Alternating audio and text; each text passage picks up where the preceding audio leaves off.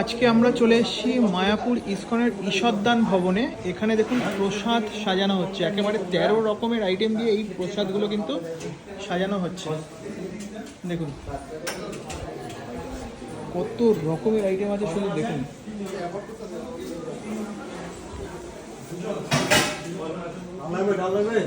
Just দেখুন, শুধু দেখুন।